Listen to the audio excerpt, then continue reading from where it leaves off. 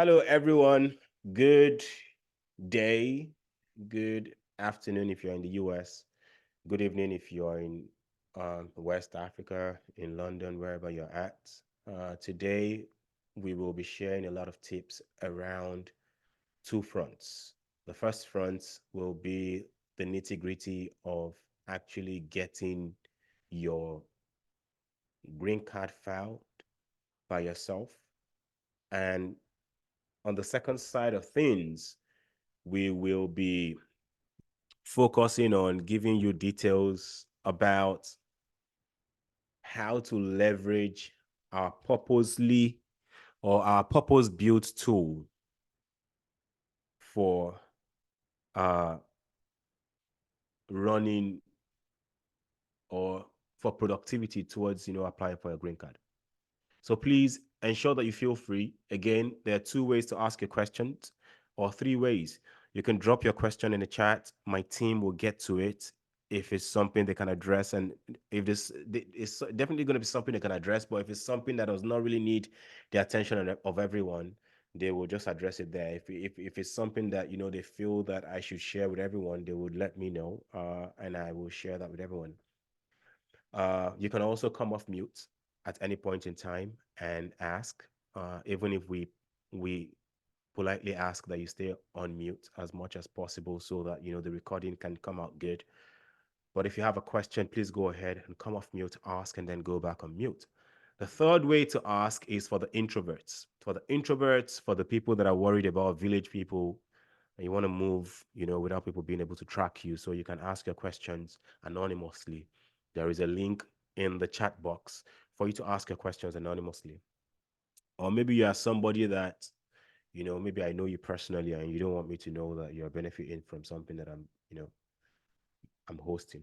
You can also take advantage of the anonymous questions, and we will be able to answer your questions that way. So let's get started.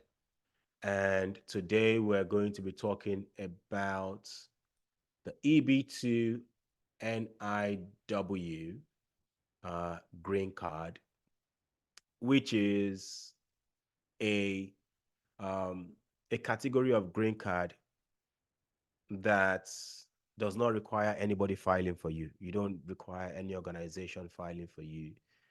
You can, literally file this yourself, um, as long as you meet the requirements.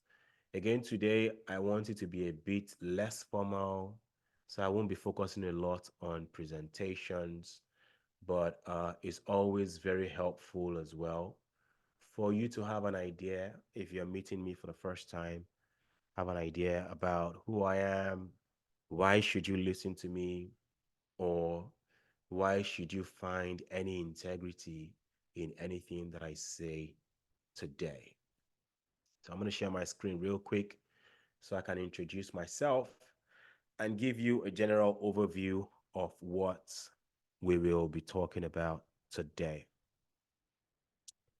So I'm sharing my screen now, and there you go. Okay, so introduction. My name is Dayo Adesonya. That's how non-Yoruba people will say my name, Dayo Adesonya, but my name is Dayo Adesonya. And the real full name is Adedayo Adesonya. And when you hear any Yoruba name like that with Ade in the first name and Ade in the last name, it's an indication that this person is, most likely directly involved with the royal family. Uh, Without much, some of you are here for the first time. You're welcome. Anyway, so over the past, you know, decade and a half, going to 2 decades, I have got my hands dirty with a lot of projects in the IT sector. And in that vertical, the first thing I did was, founded an organization called Virtual Nigeria, which has been in the Nigerian market for about 14 years now. And this organization was a great um, premier partner to Red Hat. And what we did in that time was, handhold West Africa as a whole towards open source technologies and, helping them understand, how to navigate that path. We've done that and not only consulted for them, we have solved problems, we have trained, we have certified. I have produced the highest number of Red Hat certified professionals in Africa, and I still hold that record.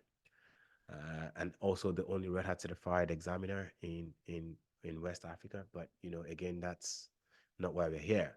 Then I moved to Ghana, started something in Ghana. Then after getting my MBA at the prestigious Duke, and like my Nigerian people, we will say all the time, it's Duke or it's not Duduke, it's Duke.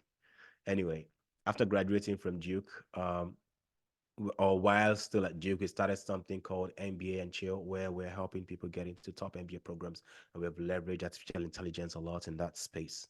And then we went ahead to, I started My Domot as well. My Domot is an initiative that helps Nigerians in the diaspora take care of their family members in Nigeria, uh, so that you can focus on the things that matter.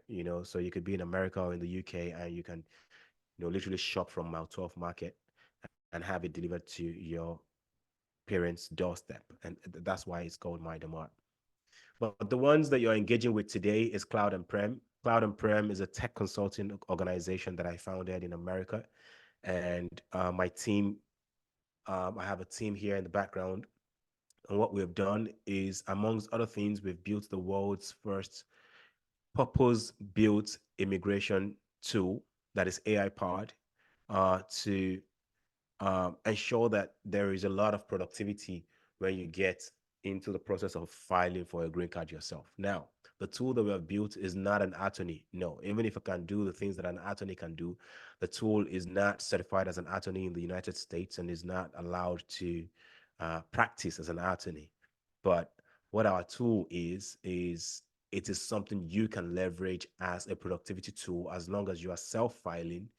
Then the tool can be something that you can leverage to help you with productivity and ensure that you're hitting the notes that matter for the deciding officers. So let's quickly talk about the EB2 NIW and what is it. So the EB2 NIW is one of the categories of green card that is available for you to get into the United States. There are different types. They have the E1, they have the E3, they have the E4, they have the EB5 as well. The EB5, at any point in time, you think you have at least $900,000 that you can invest in the United States, uh, then you can apply for a green card and you can get it as long as you will commit the money and you can show that the money was not gotten from ill sources. So but let's focus on the EB2 today.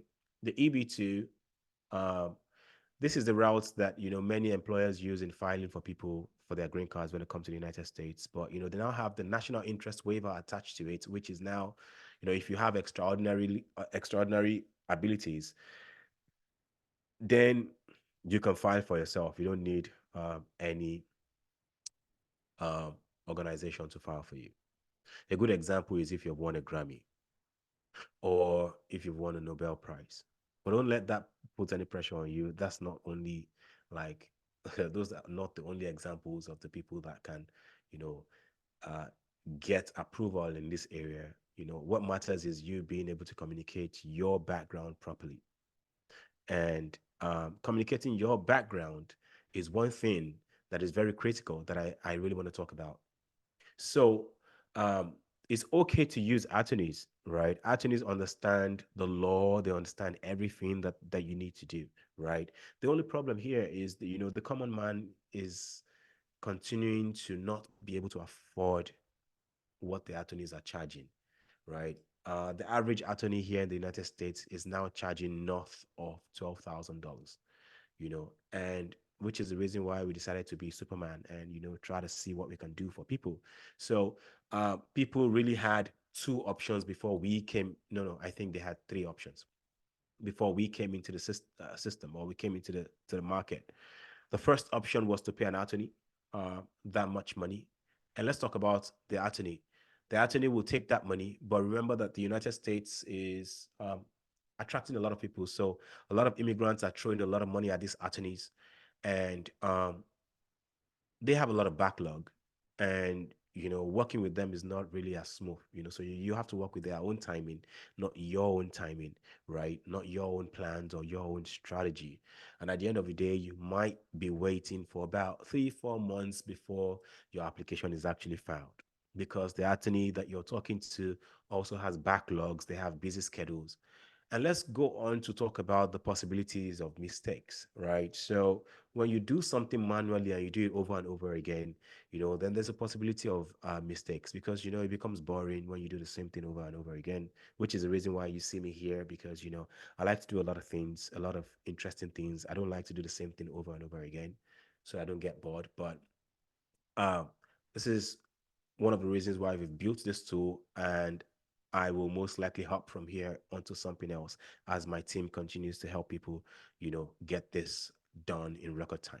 Now, because there is boredom uh, in the mix, there's a possibility that attorneys will make mistakes because they are human beings. All right, that's number two. Number three, uh, I really think that there's a big gap when Africans or Nigerians in particular work with an attorney um, that does not have the same cultural background as you, or that does not understand your cultural um, heritage. And why did I say that? When you look at the requirements of the EB2 NIW, one of the requirements will be for you to have had like awards or international awards, So in a case where you've not actually had an award, the cultures are different. What they see as awards and as what they see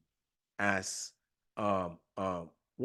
international award and what they see as recognitions, we might see it differently where we are coming from, right? So if you may not have gotten an international award, or you may not have gotten a Grammy, but the Oni of Ife has called you out, a prominent monarch has called you out in the village square, and he has prayed for you in the open, and he has commended you for what you've done. Based on our culture, that is an equivalent of an international award, right? Um, so what you're left with is, how do you communicate that, right? How does the lawyer is who does not understand your culture or how you have lived in the past how many years, how do they communicate your own story for you, right? And to say that they're so busy that they cannot meet with you as often, that's another gap, right? So you are now left with, oh, should I write my story myself? Do you have the time to write the story yourself or to do the application yourself? Because the people that actually qualify for this kind of green cards are people that have something solid going on in their lives. And if you have something solid going on in your life, there's a high probability that you do not have a lot of time. You're already a busy person. So this is where the issue is. And this is why, some attorneys just find it hard, right, to communicate your real value. So they're selling you less than what you should be sold as, right? Because they don't know how to tell your story. In the United States, it's all about stories. If you're a good storyteller, then you most likely have a great career in any vertical in the United States. Okay, so I think I covered a lot there. Let's quickly talk about, all of this. I kind of talked about this already. The attorney costs is really high. The attorney schedule, the attorney barely has time to even meet with you. They just tell you to send your resume and everything that you've done, and they decide how to tell your own story for you, your own story. This really, really baffles me. Like, how does somebody tell your story for you? Another thing that baffles me, especially in Nigeria, is how some people will leverage the use of visa agents to apply for a visa, and then the visa agent is filling your forms and everything. Even if you have a BSc, you have a master's, but a visa agent that is a school dropout that does not know how to articulate him or herself, or understand how to tell your story is the person who is filling your forms. At times, going the right way and just doing things normally, handling your own, you know, your own story yourself is actually the best way to go rather than, even if the person was well educated, they still cannot tell your story the way you will tell it. Talk not of, someone who is not well educated, right? So why do you want to hand your story over to someone who does not understand it? As an attorney, you can do a better job if you now have time to listen to your client as much as possible to be able to understand their story and know how to tell it. Because the way we are built in Africa is different. As Africans, we're trained to be humble. That means, I'm going to give you another example. If an African is trying to tell you that he has 30 houses, a Nigerian for just to focus on Nigeria. I know that there's some non-Nigerians here. No disrespect, but I have a large number of Nigerians here, so let me just use that as my sample. So a Nigerian wants to tell you that he has 30 houses. He or she has 30 houses.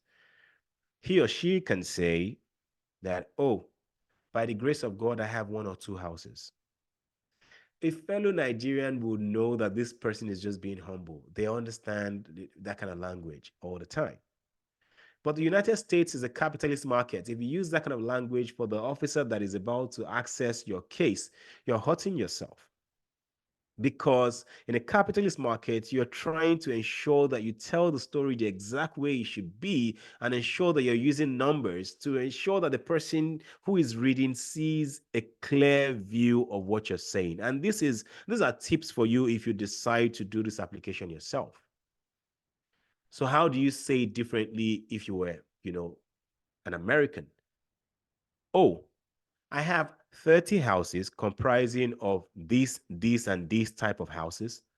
Cumulatively, they are generating X amount for me on a yearly basis. And in the next 5 years, there's a plan to get 20 more houses to have a cumulative of X amounts by year 2035. That way, you sound a lot more ambitious. You sound serious. You sound like someone who will contribute properly into the American economy. And the United States is not playing about that. They're doing everything they can to ensure that the people that can, contribute to their economy are the people that they are giving these green cards to. They do not want to cut those that can contribute to their economy out based on the fact that they couldn't find an organization to file for them. If the organization cannot find a use for you and the country needs you for national impact, then I think it's a great way to go. And is one of those categories that I see that the approval rate is really high. At this time, we're seeing an 80% approval rate.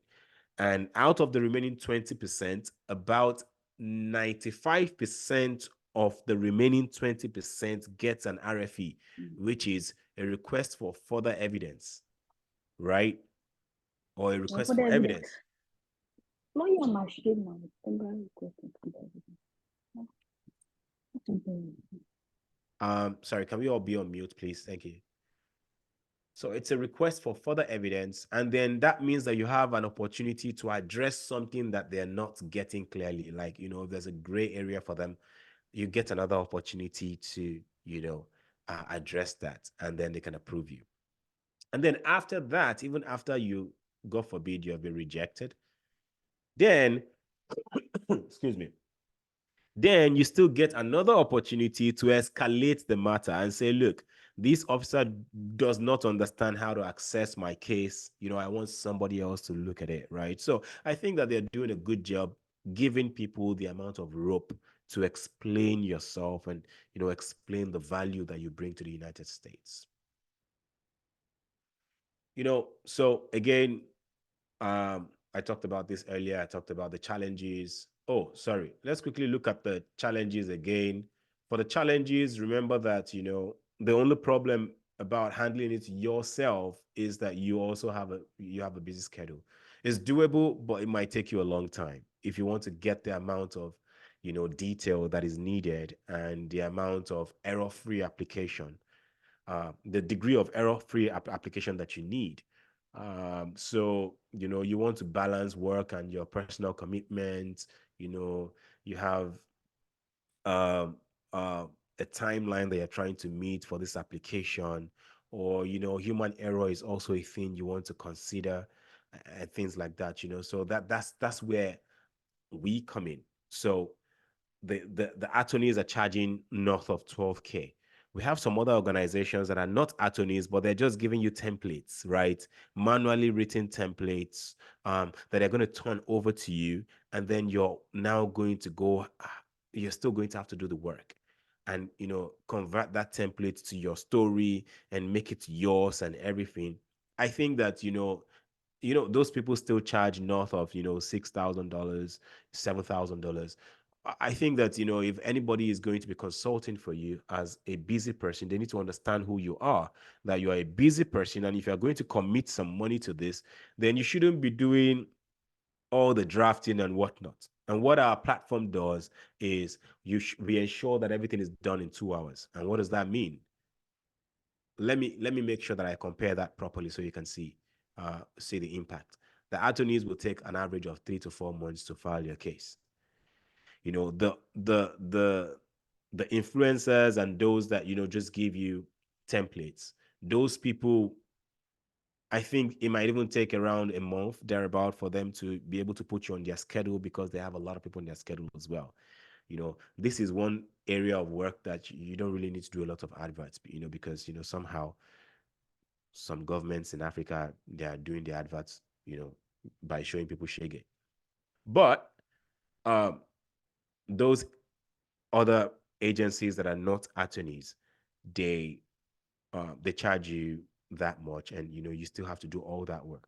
That means that there's still possibility of errors. They're not reducing your timeline by any way.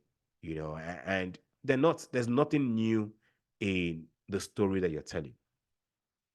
So what our platform does, which is the most affordable platform anywhere, and which does a better job than any of those that we've spoken about, is in 2 hours we get you all done. The first hour, you jump on a session with our consultants. They listen to your story, they ask you questions, they drive you deep. The things that you never remembered that you did, they will remind you. The things that you did that you thought that they were nothing, they will bring it out, dust it, and make a big deal about it. Like, some of you have done some, side hustles while you're in the university, and you have actually made Instagram posts about it and things like that, and it has the timestamp. You don't know how valuable that is. Say, for example, you did something as simple as, drop shipping, or you were, what do they call these people? A personal shopper, right? And you were always posting like maybe reviews from your clients and things like that, maybe like 10 years ago. There are ways that we can gather all of that evidence and make a big deal about it. If you see the way artificial intelligence will write your story, even you would love it. Okay, so it's about, so that first hour is about listening to your story and letting you know that this is what matters, and that's what matters. And if we think that you don't have a chance, but we think that people are underselling themselves because they don't understand how to tell their story or what is really important that they can bring to the forefront. We once had someone who said he spent 2 or 3 years after high school in an Arabic school, just teaching young people Arabic, and he feels like that's uh, a wasted time that he's not proud of putting in his resume. But we thought that, he was thinking wrongly, because that's community service, right? Community service, you're not only teaching people to have a multicultural approach to everything and teaching them some sort of second language. Religiously, you are helping them get their minds together. You are teaching people some sort of, ethical approach to things, to life. And at that fundamental unit of the community, you are helping the larger nation to reduce crime.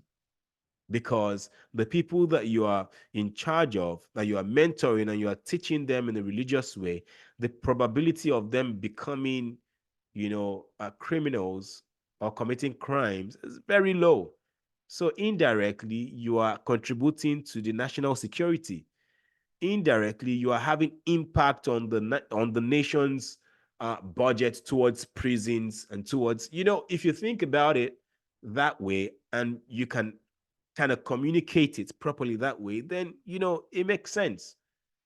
So it's all about telling your story the right way, and ensuring as well that that's done within a record time. Now, once we have that interview with you for the first hour, that's done. We send you a checklist on the evidences that you need to get based on what we have spoken about.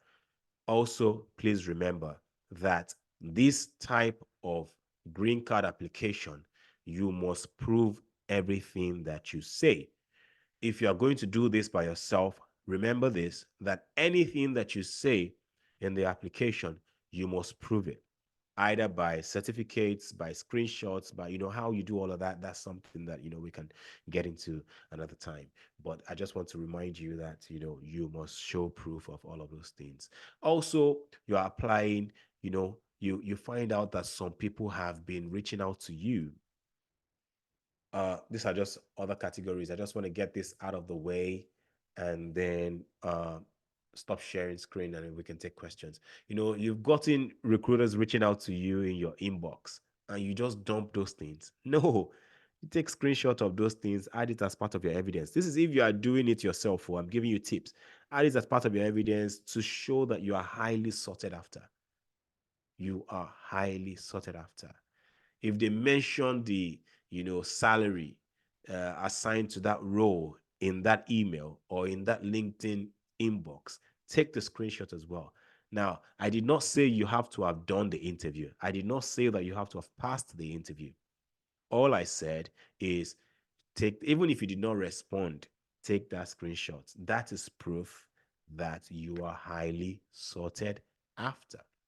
Okay, so there are other visa categories that our tools, handle, and other things that we do that is not up for conversations today, so that we can, is not up for conversation today, so that we can focus on what we came here for and get the best out of it.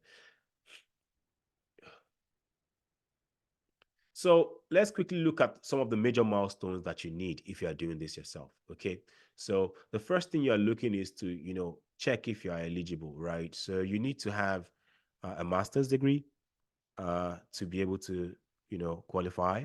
That's number one. If you don't have a master's degree, if you have a bachelor's degree along with 10 years experience, yes.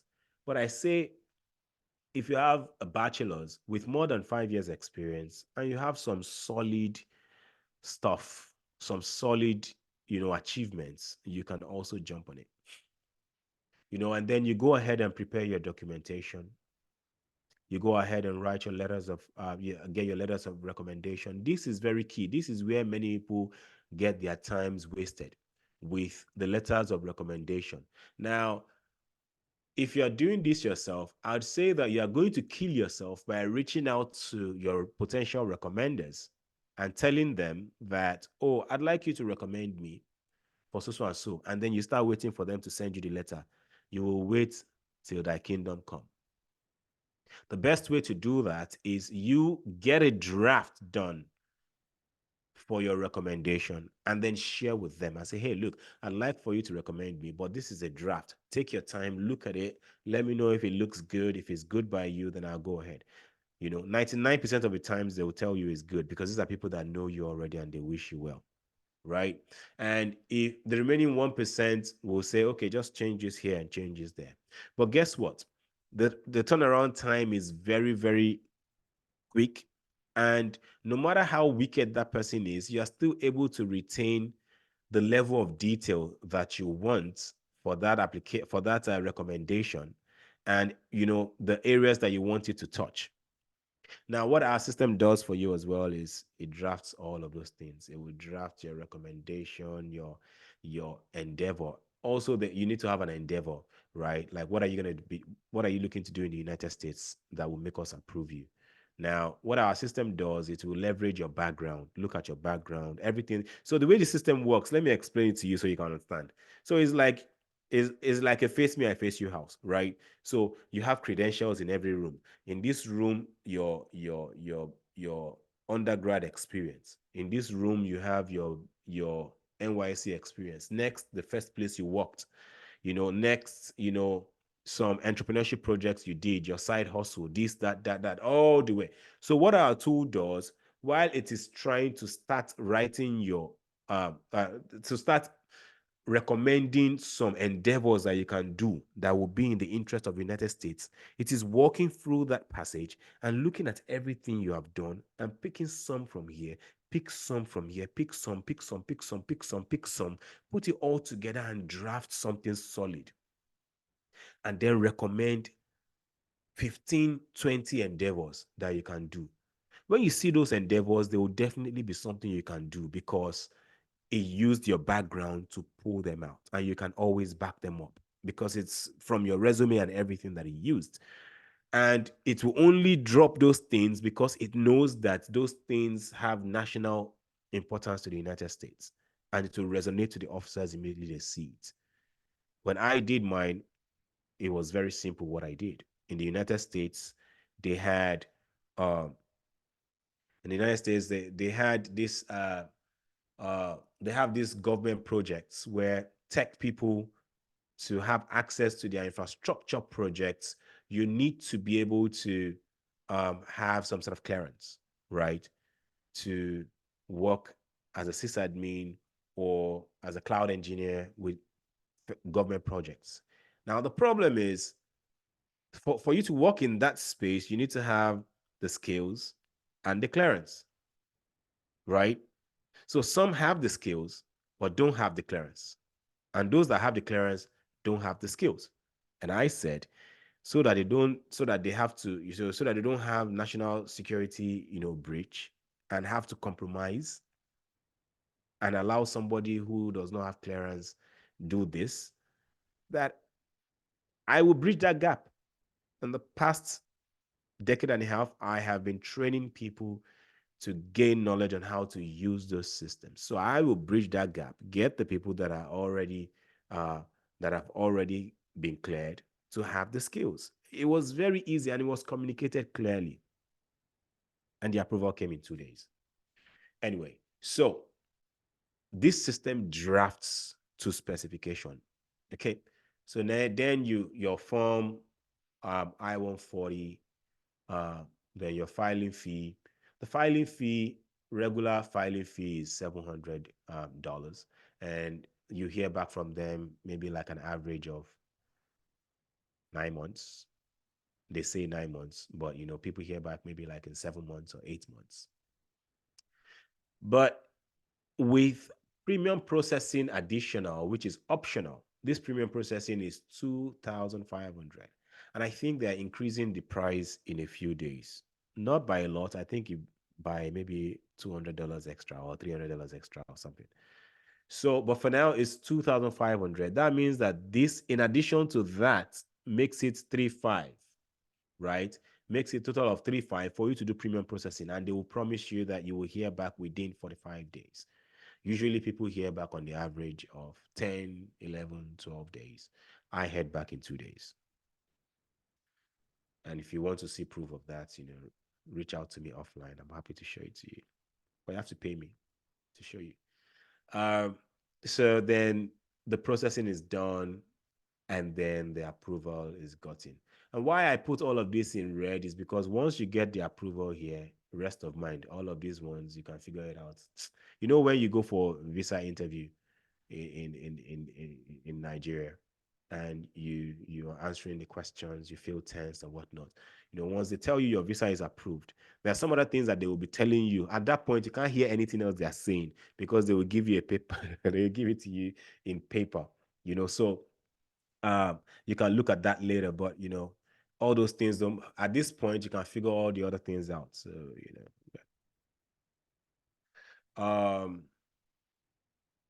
somebody was asking if I'm recording. Yes, I am recording. So let's move on. what will be your strategy? All right. This is, for all of this, you need to figure out a strategy for all of this. And that's why we're having this session. So it's time for Q&A. So I really want to leave enough time for Q&A. That's why I stopped a little early.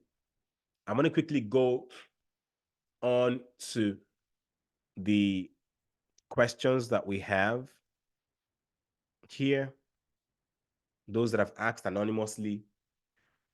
Um, in case that there are a lot of questions here, eventually we will only answer the ones at the top. So your questions can actually be voted to the top. Okay. And you can answer this while I'm here. Once I leave here, I won't come back here. Sorry, you can drop a question here while I'm here. I won't answer again after I leave here, right? The link is on the chat group. And my team will paste the link again now, so those that just came in can see it. Excuse me. So, can I apply from Nigeria? Yes, you can apply from anywhere. You don't have to be in the United States. You can apply from anywhere. Must I have a master's degree to apply? No, right? You can apply with a master's degree or with an undergrad, a BSc, along with 10 years experience, or maybe with a little over five, but serious proof that you are an extraordinary person. Maybe you've won one of these international cyber competitions and things like that. How long does the process take from start to finish? This depends. If you're doing it yourself, it can really take a lot of time. You might think that you're getting there, but if you're somebody who really wants to do things properly, it will take you a lot of time to get to a point where you feel confident. Maybe it will take you around 6 months or 7 months, you know amidst your busy schedule, to even get something done.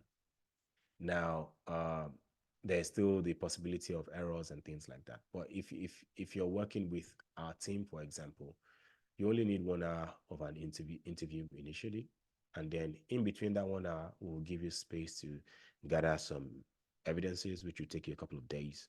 You come back for a second hour for them to draft everything that you need: your recommendation, your endeavor, your petition, everything.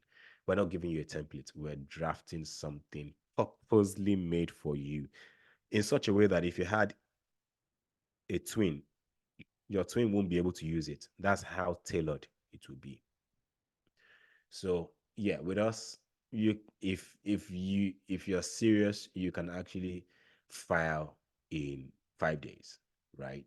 And then if you paid for a premium, let's just add another 10 days to that. So in 15 days, you definitely be getting a response from the USCIS. What is the approval rate? At this time is around 80, 81%. How do I get started? I've been trying to get on this journey. Shoot us an email if you want to get started with us. All right. One of the greatest reasons why we're doing this is to empower people as well, right? So if you want to get started by yourself, that's okay. I think I've given you enough information to get started.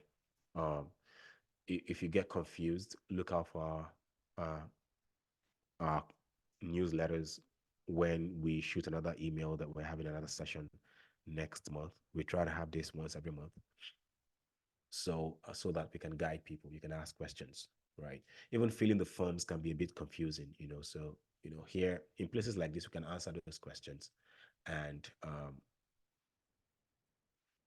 we're not charging for it like other people are charging for our sessions, like this webinar. So if you're trying to get started, just shoot us an email. Someone is dropping our email in the chat now. Uh, what is the success rate for non-STEM applications such as social sciences? Again, look, it depends on how your application is, put together, right? I do not have data for, some of the people who are putting it out, but, on our side, what we can ensure that we assure you is we can um, leverage your experience. So it's not just about the non-STEM. It's about, your capacity. What do you have the capacity to do? For example, I was having a chat with someone who uh, was in finance, but non-STEM. And this person has this financial skill, but how can that have national impact with the United States? If it's non-STEM, but how can it have national impact? That's what we are able to communicate to you, right? If this question was a bit clearer, I probably would have been able to give you a bit more detail. But let's assume that, non-STEM, maybe you are in sustainability. The United States have been on the sustainability path for a long time, right? Trying to do this net zero carbon footprint thing, right? Or trying to, you know, save the world, green world. Oh, you've done something in the past. You have 4 or 5 years experience. You have 2 years of research. You studied something in that direction. You can communicate it towards national importance, right? And that's something that our system does so well. So now you see this, what is the success rate of this? Da, da, da, da, da, da, da. This is something you shouldn't worry about if you're working with us, because our system would handle all of that in ways that humans cannot, right? And this is what will keep you for a long time if you're doing it yourself, because now you really want to be sure before you move ahead, right? But I'm going to tell you something, even if it's non-STEM, as long as it has national importance and the United States can benefit from it locally, nationally, internationally, you're good to go.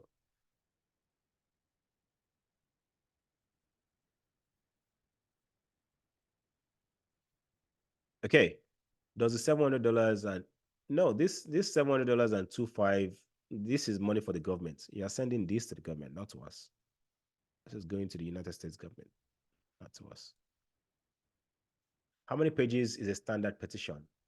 Well, there's nothing standard, right? It's about who you are and how you want to communicate, right? But one thing I would assure you is you don't want to stress the officer that is in charge of your case, right? You want to ensure that you think like a product manager, right? You are thinking about the user experience of the product that you're putting out there. So you put yourself in the shoes of the officer who is, you know, being charged with the task of going through maybe 10 applications per day. And then yours is the one that is unnecessarily long, right? Like, what are you really trying to communicate? That can even be a red flag if your value is not being, communicated in quick and easy terms. Maybe we shouldn't be reading this application, right? You want to write into details, but you want to ensure that your first 2 3 paragraphs are very clear, very very clear about what you bring to the table. Very clear, bring it to the forefront. You don't want them to read to the bottom before they find the value. No, the person who is checking your case might be a lazy person, or might just be somebody who does not have time for nonsense. And you don't have control over how the person feels that day, or over that person's mood that day.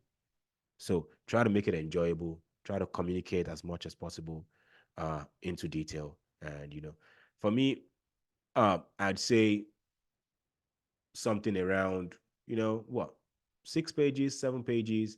And this was even, I'm even talking about having your endeavor as part of the petition. So you can have the petition separate and make reference to your endeavor write up as another part of the evidence. So you make reference to it as, oh, my endeavor is in exhibit 1A, but this is a summary of my endeavor as part of my petition. So your petition can be as brief as what, 2 pages, 3 pages, and then make reference to the rest as exhibit. So if it's actually somebody who loves to read or who wants to go into detail, you've made the job even sweeter for them. Right? So they'll go and find it, and but if it's somebody that does not like all of that, that's what I would say. So where is that question? Let me let it go. Okay, so people keep asking more questions. How much are your fees? Shoot us an email so that we don't start breaking all of those. But what I can assure you is over 80% cheaper than the attorney fees. And we have the most affordable rates globally. We will beat any rate you find from anywhere. I'm just trying to keep you comfortable that the reason why I've said that is not because our rates are expensive. I think I must have checked a question that I'm not supposed to check. Please, if I checked your question without answering, please put it back. I'm sorry. What is the process for applicants who are married or have spouses? It's the same now. So you Sorry, Dayo, sorry to cut you short, please. This question about your fee, I would think you should answer it now. I mean, if you tell us now, the people that want to proceed would proceed with the email. But if you don't tell us now, that's like dragging feet, right?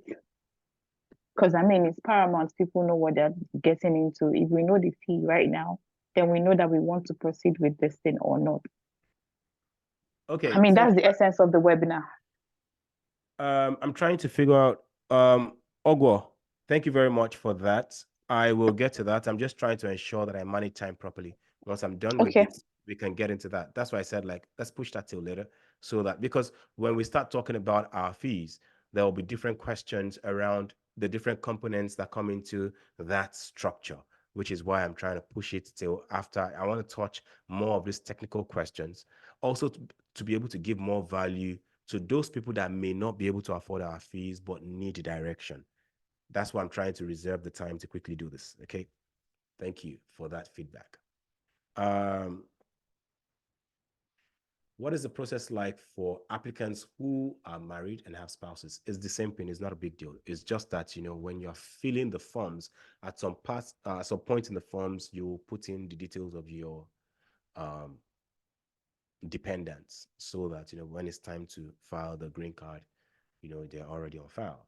That's number one. Number two, we know some married people who think like investment bankers, and they try to diversify the risks by ensuring that, the husband and the wife files individually.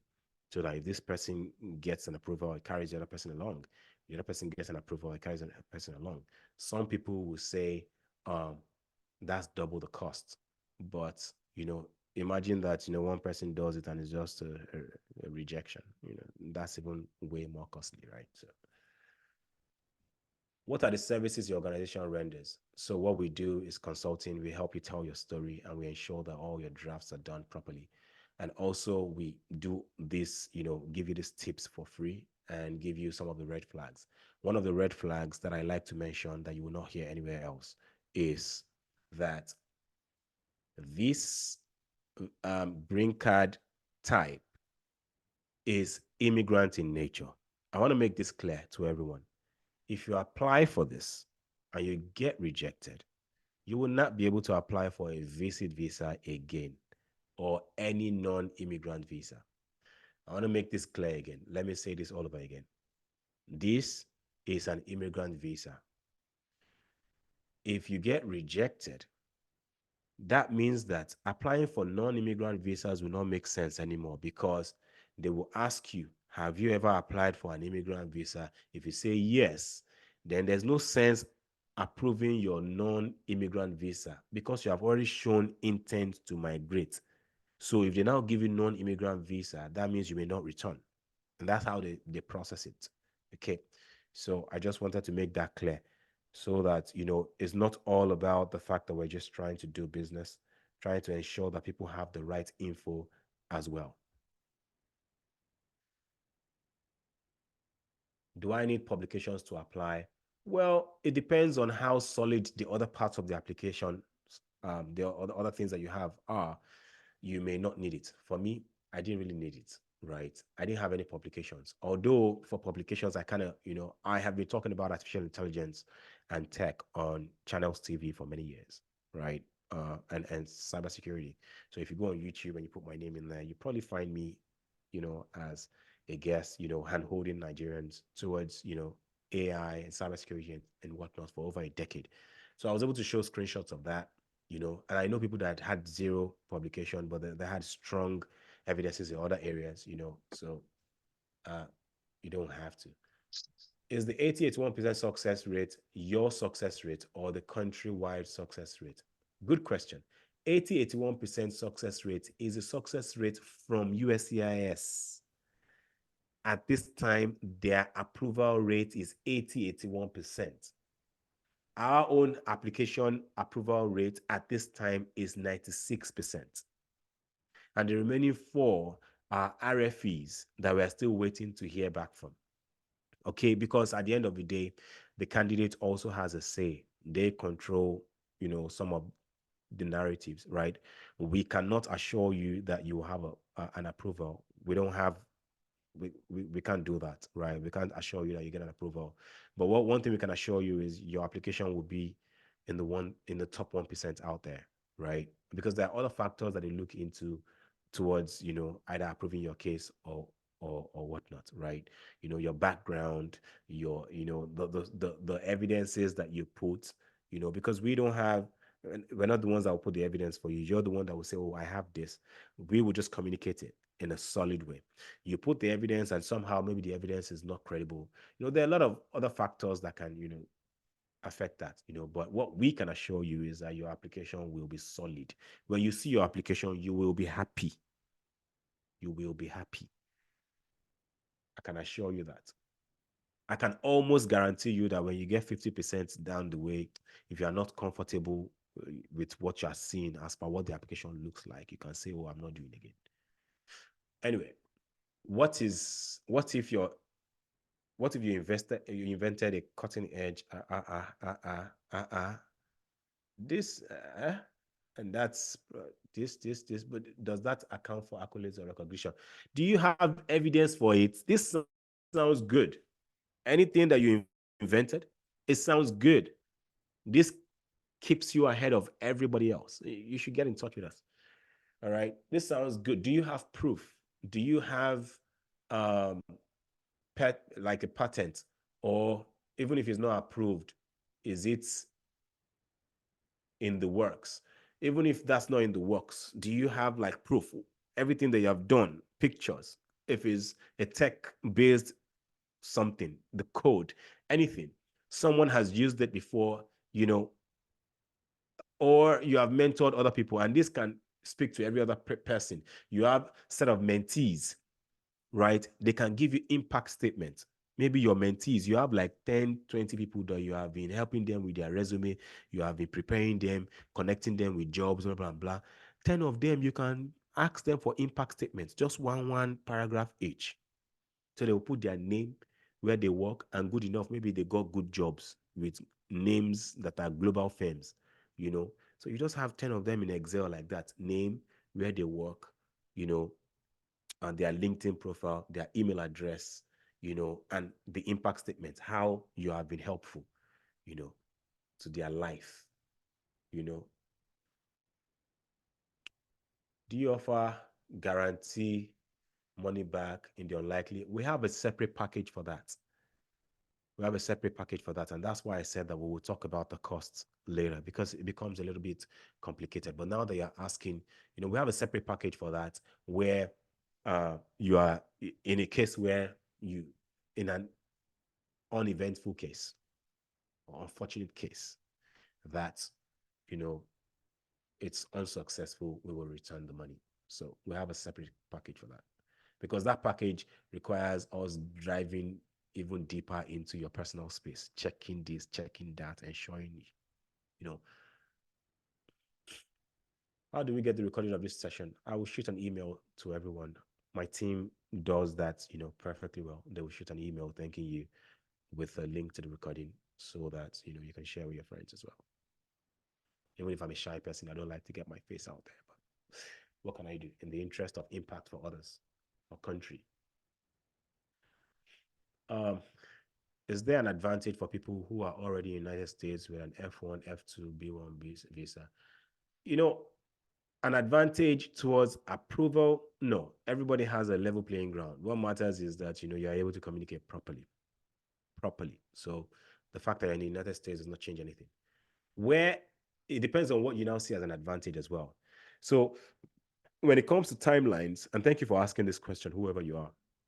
And when it comes to timelines, if you're in the United States, it's a bit faster for you than person who is abroad, because the person who is abroad needs to ship their package to USCIS in the United States, and when it's done, they still need to ship their package to the embassy, so that the person will now go to the embassy for interview and get their green card.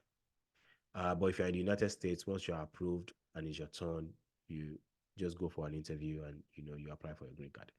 But may I say that Nigerians have a backlog because this thing is all about is quota based, right? So Nigerians currently have a backlog of almost a year, right? So for example, if you apply and the day they receive your application is January 1st, 2024, that will be your priority date. That's what they call priority date. So let's now assume that the people that they are dealing with their cases now is still like March 2023, March 1st, 2023. That is what they refer to as the current date. So the current date, even if today we are in January, today is January 21st. So the language is the current date is March 1st, 2023, because that's what they are currently dealing with. Your priority date is January 1st, 2024. That's the day they received your application. So it doesn't matter if you did premium uh, or regular filing. The day they receive your application is the priority date. So the day they now get to deal with January 1st, 2024, that's when they say that your priority date is now current. And that's when you can actually now go ahead and apply for change of status into your green card status. So there's a little, I hope you understand what we get it. So there's a backlog. Once you get approved, now you join the line for your turn to reach. Once your turn reaches, then you now switch into the green card status, and then they can mail you your green card after your interview if you're in the US, or you go for an interview at the embassy in any country that you are. Oof. I can't wait to get through this question, sir. If I'm already in the United States on an F1 visa, does that mean that I cannot renew my F1 visa if my EB2 is rejected? So if your EB2 is rejected, you are already in the US, right?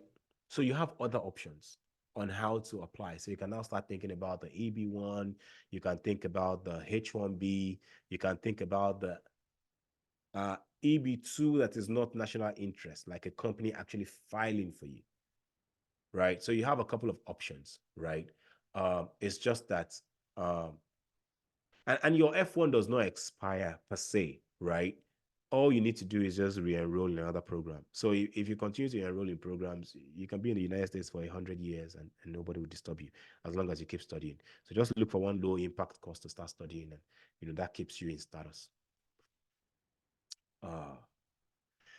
If my kids already have American passports, do I need to add them?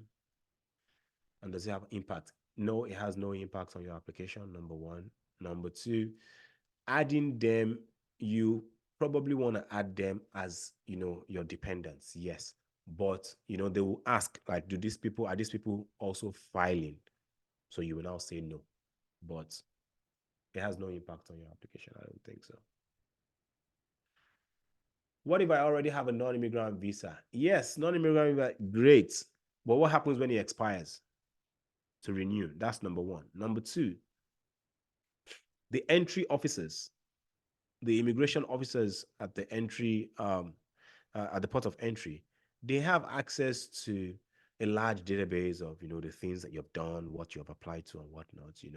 I'm not saying that this is necessarily something that they may do, but there's a possibility. I don't have that level of detail or that level of information, but I'm just saying that yeah. So definitely, I'm sure that renewing will be tough because, excuse me, if you put in your application that, oh, you have applied for an immigrant visa, yes, but now you're applying for a non-immigrant visa, it's a red flag. So the chances of them rejecting you is 90%. If you don't include it that you have applied for an immigrant visa and you keep quiet on that, and somehow their systems are able to synchronize and find your whatever, that's misrepresentation. It's a ban, 10-year ban, I think. How long have you been doing this? Long enough. Long enough to, you know, be able to. Okay, let me give you a little background. How long have I been, dealing with people's cases, immigration wise? I'd say a little over 4 years.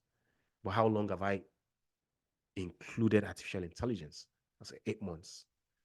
In the past, those that know me outside this circle know that my real expertise lies in helping people who have been rejected visas, especially in the student category, right? In the year 2023, I overturned 83 visa denials, and many of them are in top MBA programs now. So if you're trying to get like credibility around, how much I understand this, I think I'm fairly certain that I understand this space very well. Does priority date versus current dates, country of origin have effect on the actual processing of the premium? No, that does not have any effect. The premium processing, you get it in exactly the time they say you get it. It is only when it's time to change the status that you have to queue up. Because we're even still lucky that we're Nigerians, right? The Indians, the Indians, this EB2 NIW is not a great strategy for them, because some of them will be approved and they'll be on the queue so long that they may not be able to get the green card till they pass for the rest of their life. That's how many people are on the queue, right? So those 2 diplomas and 11 years of provable working experience account for legitimacy to apply. Oh, yeah, but it depends on what you mean by diploma. Diploma, got to be very clear about that. Do you have a clear undergrad, like a BSc and whatnot? Yes. So you have something else with that. So they made it clear: an undergrad, BSc, and then something else, and then experience. And then if the extraordinary ability that you have is something that, say for example, you are somebody that won the Olympic, you won gold at the Olympics for marathon or something. You don't need to be educated for that self. I think you can easily, get that. You mentioned you successfully overturned 83. Do you mind sharing how many that I've worked on and submitted? Okay, so I can talk about how many. In fact, what I could do is I can give you percentages, because this is a bit more sensitive, in the sense that even, you know, um, the kind of people that we work with, and at this level, data and information is very critical for us to be careful about how we push that out. Um, Probably if you can stay behind until when we stop recording, I might be able to share some of that data, right? But this recording is going out, and I'm trying to ensure that I put a cap on the kind of things I say out there. But once I just stay behind, once I shut this down, we're also still gonna have a draw for some people that will get 50% off on everything that we're doing. 2 people will get that today. So I'll share that detail.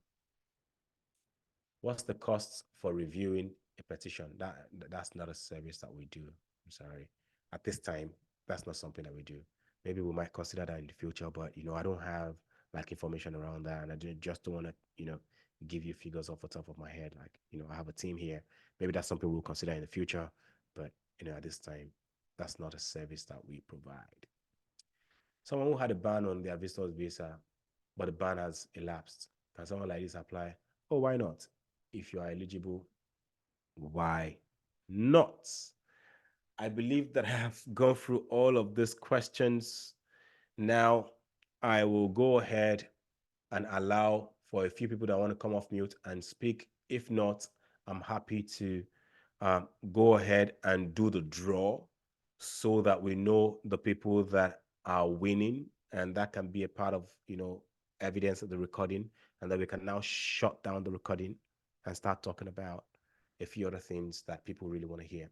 So anybody wants to ask a question, come off mute, or I'm going to just go ahead and let's do the draw.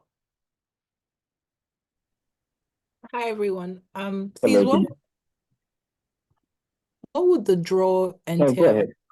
So what will the draw, can you give us an idea of what the draw will entail? If we're getting 50% off, what would it entail? Is it the letter of endeavor you'd help us to write, or what exactly? Thank you. All right, that's a great question. So we are giving 50% off our total fee for someone who is trying to get everything done. Right. So this has to be for someone who is trying to, get everything done, but then we'll get 50% off our total fee. Once we get into the detail of the 50 of the fees, you will understand a bit more. But for now, what does it entail? Everybody here has been assigned a particular number in the emails that you received. If you do not have a number, please let me know. Or, we can just reassign people with numbers here and then just do it. If you don't have a number, let me know. That means that you just got the Zoom link and you didn't get like an email invite, which is okay. Yeah, I don't have a number, please. Who is that? Yeah, me too. I don't have a number. Okay. And please, I don't know, can you do a little recap? Can you do a little recap on, because I came in late, I just got the link and I don't really know what it's all about. So I just want a little recap, like 2 minutes, 1 minute is okay.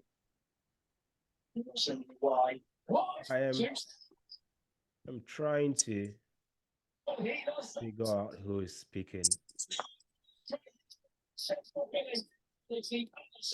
May I know who just spoke, please? What's your name? Yeah, Please. yeah, Usoro by name. Usoro. Okay, thank you very much, Usoro. So what I'll say to that is to assure you that there's a recording that will be sent out, so you can have access to all of that. That will be self-paced. I think it'll be nice if I don't drag all these people behind. Many of them still have a few things to get done today, and it's a working day tomorrow. So what I can assure you is okay. there will be a link sent out so that we don't have to. I also don't have a number. Okay, so what I will do is I will assign numbers all over again. So ignore the numbers that you received in your email. So let's assign numbers all over again, and we will go from there. But before that, let me take Patrick. Yeah, good evening. Yeah, go. I joined very late, so I didn't really get it. It was just recently my friend just not up to 10 minutes. He sent me the link, so somehow I'm lost. I try to like figure out what is really going on, but he just sent me the link not quite long. The name is Patrick. All right, Patrick. I see Patrick Elua. Who is your friend that sent you this link? CJ. Festus is. What? CJ? Yeah. I see CJ here. CJ, how are you? I'm good. Okay. Patrick, let me tell you the truth. CJ is not your good friend, though. If he sends you this thing 10 minutes ago. But again, like I said to the other person, I can ensure that you get the link to this so that we can respect people's time. You will get the link to the recording and you will watch it over and over again. You can pause and rewind and do whatever you want with it. So that we don't waste people's time. Okay. I will give everyone a number. So for you to get the recording, if you are not in our database, they have dropped a link in the chat now. Please register there. Put your details there so that you can get the recording. If you did not get the email directly from us, put your details there so that you can get a recording. And if you are doing this application by yourself, we're also going to have a session again next month. You might have questions. They're just starting the application now. I'm fairly certain that you will have questions by next month, again. So I'm going to give people numbers now and go ahead if there are no more questions. Dayo, please, I have a question. Oh, go for it. Okay, so you said if one applies for this and gets denied, that they can't do the normal visa application, yeah? The normal tourist visa, Yes. right? Yes. So does that mean it's a goodbye to the normal tourist visa automatically? Okay. Let me put this in a different context so that you can really understand it and how they are thinking about it. Okay. So let's look at this from the dating perspective, right? If somebody is talking to you and a guy is talking to a lady and he's taking her out on dates and whatnot, there are some things that you overlook, and we're dating, right? But when he now commits to marry you, to marry a female, a guy commits to marry a female, and at that point, the female identifies that this male has some red flags and we cannot be compatible. Now, can that guy go back and say again that, okay, let's now be dating? No, because it's not going to make sense, right? So breaking it down back again, the visit visa and the student visa. Can you please mute? Who? Okay, that's fine. The visit visa and the student visa are temporary type of visas, like they're non-immigrant visas. Let me not say temporary, non-immigrants. That means that what you are going out there to do is temporary. You will return to your country. A green card is an immigrant visa. You are saying that, oh, I'm tired of my country, or I find your country more fascinating for certain reasons, and I want to migrate to your country. I'm showing you all my intents now that I want to come to your country and never leave.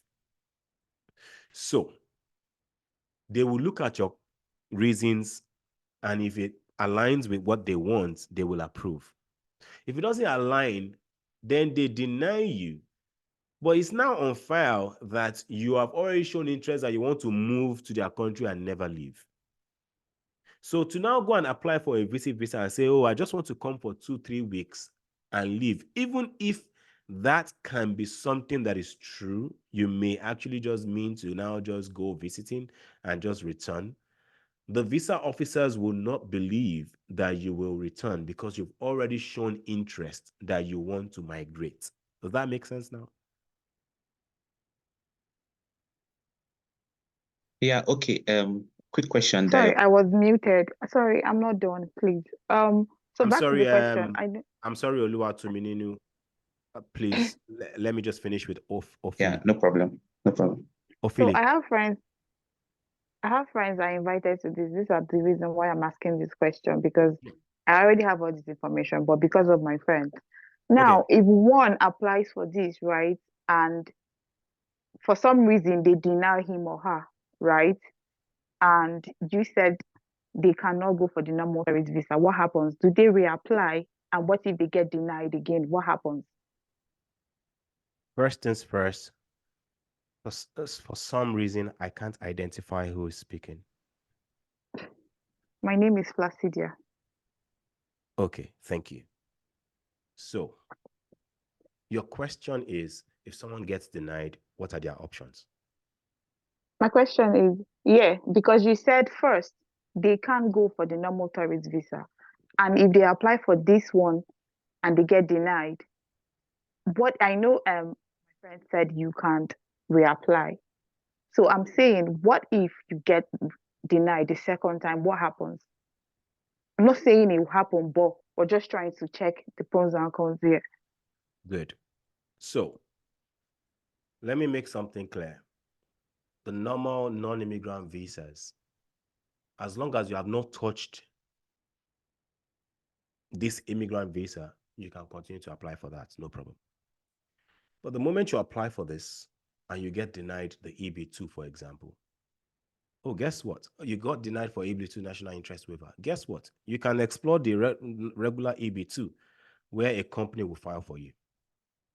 You can explore EB1 where there are certain other categories for you to meet, that you can meet to get approved.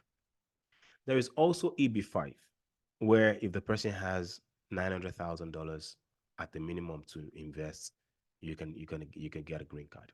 There's still a lot of other ways. The only problem now is you cannot apply for a non-immigrant visa, but you can apply for immigrant visas. And there are some visas as well that are dual, they're called dual intent visas, right? Dual intent.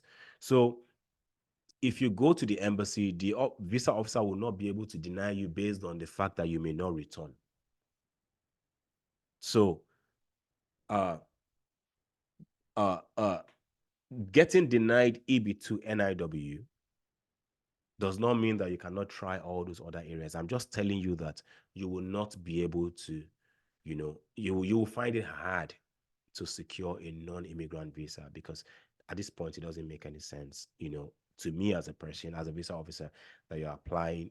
You already told us that you want to move, and because you were denied, now you are stylishly trying to get a non-immigrant visa in a country where they are really dealing with a lot of people staying back, right? So there are other options for your friends, to explore, which is not, so all those ones are not details that we're getting into today, but those are some other options that they can explore as well. All right. So, Oluwatomininu, I hope I answered your question, Placidia. Oluwatomininu, let's go. Yeah.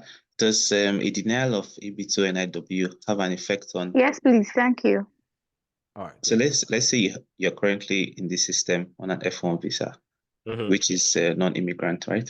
And then you apply for EB2 NIW and you get rejected. So what happens to your F1? Because you mentioned that if you get rejected on the immigrant EB2 NIW, you automatically cannot now apply for an non-immigrant visa afterward. Thank you for that question, Tumininu. So, Tumininu, so I believe that you're talking about the F1 in the sense that the person is already in the US. Yeah, correct. You're already in the system on the F1 visa. Yeah. So if they bounce you on the EB2, God forbid, there are many other options open to you in the US. Okay, no, but does that affect your current F1? So like, so your F1 is still good till the end of term of the F1? Yeah. Okay. Yeah. Don't forget that you are still in F1 status. In fact, even when you are approved, you will still be in your F1 status until it's your turn to file and change of status. Change of status is the word, right? So you will still be in that status, right? And in the US, the thing is, you can file through many green card routes at once. It's whichever one hits first that matters, right? They don't care about how many you do or how many times you do those things, right? So, any other question? Any other question? Going. Gone. All right. So let's do our. Yeah, I have a question. Good evening, everybody. Yeah, this is David Maxwell. Sorry, I'm taking you back. My question is, since you said if you're already in the system and you're already in the United States, there are different options for you to go through for the green card. Wouldn't it be advisable to go through the F1 first, get into the system where you have multiple options to get your green card? Do you get my question? Yeah. So you're saying that. Could you go over that question again? Now, the last caller said, if you're already in the system and you get to apply for the EB2 visa, right, and you get rejected, and there are other several options because you're already in the system in the United States there already. There are other options for you to still go around and get your green card, which is keeping the options more open for somebody with an F1 visa than somebody who is just trying for the first time. So in my own thinking, I'm saying, is it better to go through the F1 visa first, then when you're already in the system, then you can go through all those various routes. Just to keep your options open. Yeah. So may I know your name, please? I can't see. David Maxwell. David Maxwell. All right, David Maxwell. I was invited. Yeah. David Chinedu Maxwell. Exactly. All right. Who invited you? Chidima. Her name is Chidima. Okay. All right. Good. So David, first things first, let me say something that I feel that we need to understand certain things when it comes to applying for things in the United States, right? At times when we apply genuinely to things based on the genuine situation that we are in life and based on the fact that we're actually at the position where we need that thing, things actually work out more smoothly than when we try to create scenarios together just to get certain things done. Now, what I mean by that is it's more complicated to think about it in that direction and more expensive, right? So why do you want to think about an F1 visa when studying is not the first thing on your mind? It's actually the green card, right? And if you think that you want to get into the US and have a certain and achieve certain things and studies will get you there, yes, you can think about it that way. But I don't want you to think about it like, oh, because I want to get the green card, let me get F1. Let me, it's like we're trying to, justify, we're starting from the end and planning backwards, right? I'd rather plan forward from where you are. Okay, this is what I have. This is what I have. What's next for me? What's the best step from here, right? That way is better, right? And to say that when people apply from outside, I did not say they don't have any other options. I just said that they are not open. I just said that it's harder, it's really tough. I think that there's a 90% probability that you will be rejected a non-immigrant visa. But you're still open to dual intent visas and immigrant visas. So you might still, maybe your spouse is in the United States, you can still get married and they still file for you. That's one. Two, you can still look at the EB1 category if you were denied EB2 NIW. You can still look at the EB2 category where a company is filing for you. You can still look at the EB5 category. You can still leverage the H1B category. You get? All I'm saying is the very popular B1, B2, and the F1, you might still be able to get it if somehow the visa officer is able to be convinced that what you're trying to go and do, you will actually return. Because even the people that have not applied for immigrant visas yet, the visa officers are finding it hard to tell who will come back, because many times people just come out here and they don't return, especially on visit visas, right? So I don't know what that data does for them. I don't know if there is some sort of data that they assign to each mission, maybe like a mission Nigeria or a mission London, mission Ghana, around, how many visas you approved and how many of them did not return. So at times it's easier to put yourself in the visa officer's shoes and think about this scenario and say, look, am I going to issue this visa? Especially the fact that I've been getting lashbacks that, the visas, maybe 80% of visas I've issued have not returned. Maybe it's looking like I'm not doing my job properly. So in a case like that, I may mistakenly slash down people that even mean to return, So what I'm saying is it's all about the visa officer's decision. I am just saying that from my perspective, it's highly unlikely that you get an immigrant visa again because of those facts. Now, are you able to prove that you will return? Maybe. So that decision is left to the visa officer. But from my experience, I feel like it will be tough. So yes, you have other options. They're just not going to be non-immigrant options. And if you think that, you would like to actually study first, if you are somebody who is risk averse, you just want to, so you can study first and be in the US in such a way that, if you are denied, you are denied into the US, still in the US, and then you can find other options. But I don't want your reason to study to be because you are trying to avoid the consequences of being rejected for EB1, EB2. Okay. All right. So let's go ahead and do the draw now. I will assign numbers.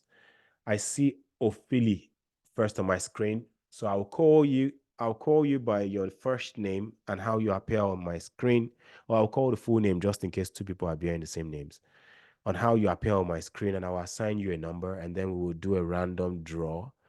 We will share the screen and we will do a random numbers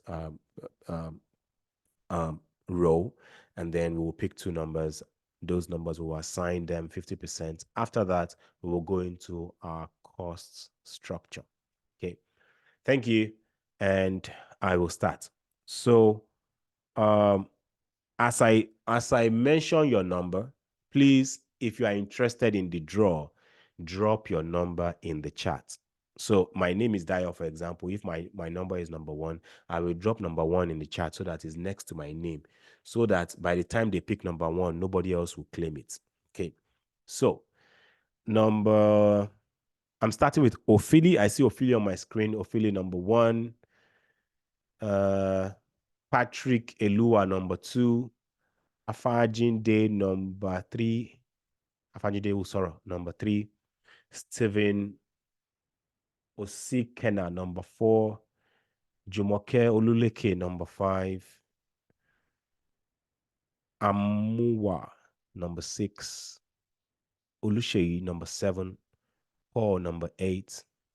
Ovie Joshua number 9. Wale number 10. Placidia number 11. Liz Okai number 12. Ruth Itwa number 13. IO number 14. Oluwatumininu Awonuga number 15. TEE number 16. Priscilla Ado Jigi number 17. I'm sorry, Priscilla. That must be a Ghanaian name. I don't know how to, I don't eat Ghana jollof, so I'm sorry. David Chinedu number 18. CJ number 19. OV number 20. Olutobi Kende number 21. Adekoya Samuel number 22.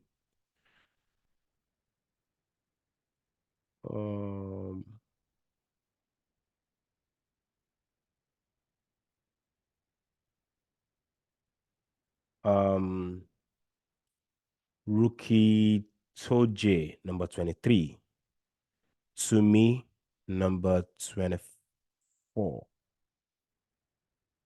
Okay, I believe I've assigned all the numbers. I've assigned numbers to people that are not my team members here, right? So, okay, so let's go ahead. Let me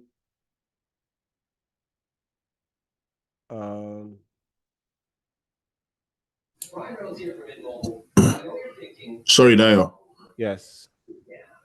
Some people did not indicate the number. What if we did raffle draws into a number that was not indicated?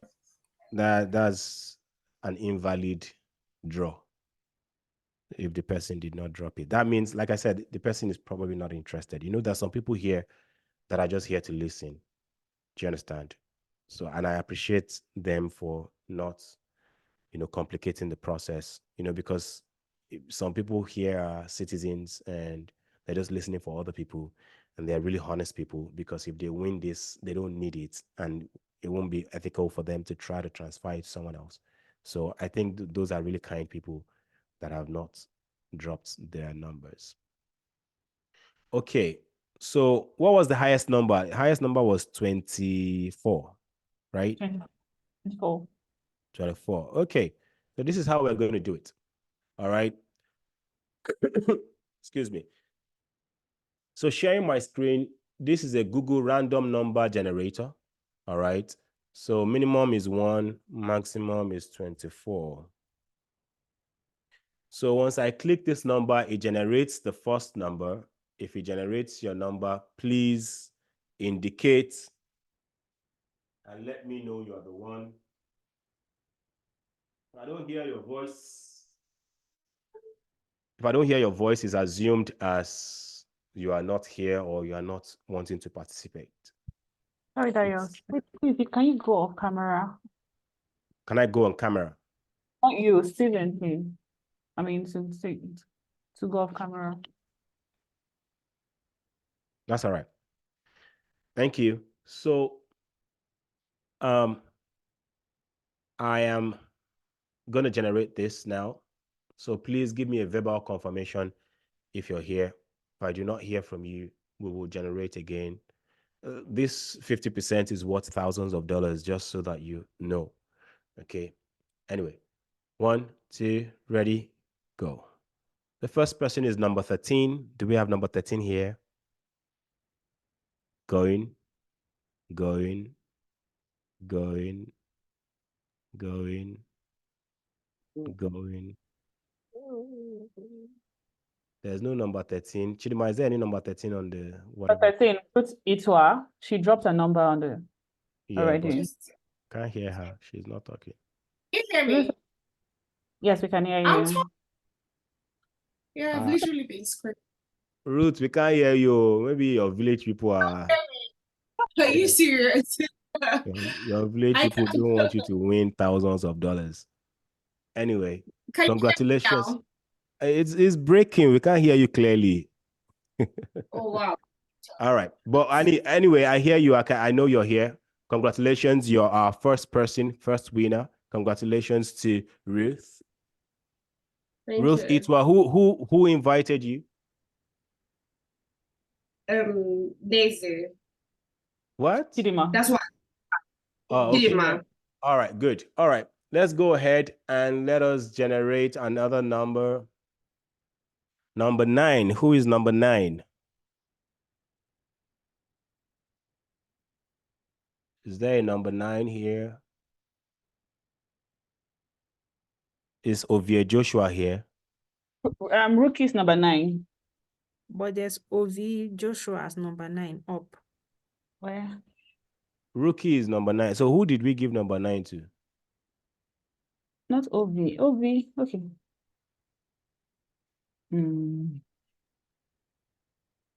Is he still on the call? Yeah, Ovie is number 9. Okay. All right. Congratulations, Ovie. Number 9, you are. Congratulations. Let us move on and quickly talk about figures. So it's time for figures. Let's get those questions. First things first, we have 2 major packages. All right. And in between those packages, we have a couple of. Sorry, Dayo, are you done with your this thing? So it's only 2 people that won. Yeah, we only said. Dayo, that's cheating. So I didn't get it. May I know who is speaking? You don't know who is speaking. Dayo, if you know who is speaking, will you give me a discount? Let me see if I can figure out person out. Who is this person speaking? Name is Placidia again. Placidia. Oh, okay. Placidia, I think I was very open and honest with this, and I think we informed everyone beforehand. You probably might win our next one, so there's an opportunity to do that. Also, for everyone that has attended today, I have given you a value of over $500 with all the details that I've shared with you. All these other organizations and consultants do not do their webinars for free. So everybody here should feel like a winner. And at least I've shared some things with you that if you decide to do it yourself or you decide to work with another consultant, you already know like some great red flags to avoid. You know the standard of the work that you should be expecting, and whatnot, right? So we're all winners.